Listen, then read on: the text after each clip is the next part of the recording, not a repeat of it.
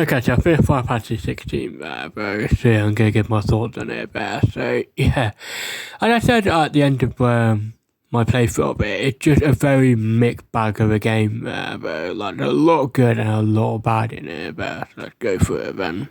Yeah, this is gonna be a lot of very spoiler-free review of Final Fantasy 16. I do plan to make a second video going through all the spoilers there, so I'll probably do that another time then. So yeah. And a bit positive about the game is like the combat, but like it's very, very fast paced, very, very slick. But you get different powers based on where you're at in the game there, but and all different powers, each powers work differently compared to the others. Even though I did use like some of the ones just basically throughout the entire game, I didn't massively experiment that much with like the different power sets, but I just stuck to what I was good at there and just stuck with that there, but instead of trying to experiment more often there, which is kind of my fault there, if you really think about it there, but I thought combat was very good. Positive, I think graphically the game looks very, very good there, but and as well the voice acting like really, really good as well there, especially from like Clive voice actor Ben Starr there. He done a great performance in this there, like truly great performance, and all the voice acting in general was like really, really good there as well then. Yeah, another positive is like I think the boss fights were very, very good to great there. Like some of the more like cinematic boss fights were truly great, even if they are like way too many QTEs during the boss fights, like way too many quick time events there, to the point where it's like, what's even the point of like having a quick time event if you're just gonna make it that cinematic there, but like you might as well just be playing a film there in the background there, but yeah. Other than that, they're very, very good there, but there are a couple that are like, well, there's one main one there that was really difficult there, but other than that, though, they're very, very good, especially the boss fights there, they were truly epic there, but in the grand thing. Another positive is the music. I thought the music was really, really good there, but especially like, again, like I said before, there, especially the boss fight there, like that are truly great there, as well as like certain other moments during the game there, though, but I won't mention there, though.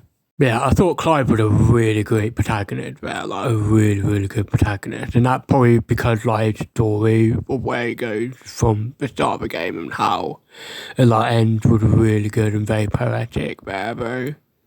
Another character I thought was great was Sid there, though. I just wish he would just use more there, though, as I say my spoiler thoughts there, though, on what happened to him as a character there, but he was a bit underused there, though, to say the least there. Yeah, let's get on to the negative now. I think the biggest problem with this game is the bloody pacing there. Like, a 35-hour game that really should have been like 25 hours long there.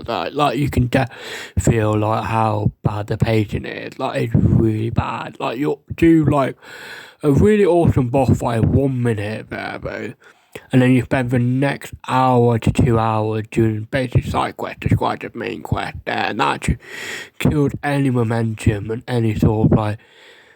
As well, given this game is so cutscene heavy there, but like certain cutscenes just go on for like nearly 30 minutes there, and you're literally just watching and watching and watching. It just goes on for so long there that you're just like, can we just get back to seeing gameplay here? But like, I really want to go back to seeing gameplay and dark. Doing stuff, no, but okay, we had to dip through this, which, yeah, the pacing's just really bad in this, bro. Side quests were really bad, like, I only did, like, a couple of them, bro, and then I decided, I'm just gonna mainly focus on the main story there, because of how bad the side quests were, just like, go and do this thing, then get back to, then do that thing, and then come back to me, sort of side quest, like, very, very early 2000s type of side quest there, and it's just like, I just end up annoying them after like 4 or 5 of them there, though. It just becomes absolutely pointless there, though. Another thing is lack of enemy variety. Like, you fight the same type of enemies over and over and over again, to the point where, like, at the very, very end of the game there, though, the only way to, like, make the fight more difficult would just send more and more waves of enemies at you. It's just like, you just became just very, very lazy there towards the end there, but it's just like, really? You could have easily just thrown a few more enemies out there, but no, let's just do this and this and this. It just makes the combat encounter just very, very boring at times there, especially towards the end there, where you're just constantly fighting hordes and hordes of enemies there, though. The problem is, because this game is like so inspired by Game of Thrones to the point where like certain characters are literally like characters from Game of Thrones, like immediately to the T, basically there. They kind of like loses its essence there, though. Like the force swearing in this, sometimes it just work fine, and then other times you're just like, why the fuck did it even dialogue here? But like Gav's a great example of this, where every other line he said, but it said fuck basically there, and it's just so edgy there for no reason there, and it's just like ridiculous there. And it also takes like the worst aspects of like Game of Thrones in terms of like the early seasons there, like the exposition dump there, as well as the exposition during like romance scenes there though, which are just, why are they even there though? It's just really pointless there though after a while. Like, and also there's literally a character in it that's basically like certain Lannister from Game of Thrones. They're just not very well written or interesting at it, and it's just like the writing here just try to make us so unlikable there to the point where it just feels very, very forced. It's just like really just forcing me to hate her there instead of actually giving me a reason to hate her there. Just really weird writing here though.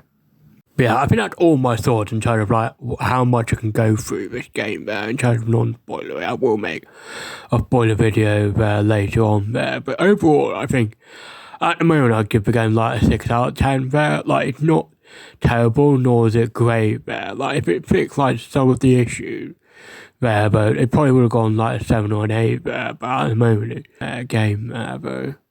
So yeah, would I recommend it? Yes and no there, but actually kind of a very difficult question there though, that I'm not really sure if I'm qualified to answer there, so yeah.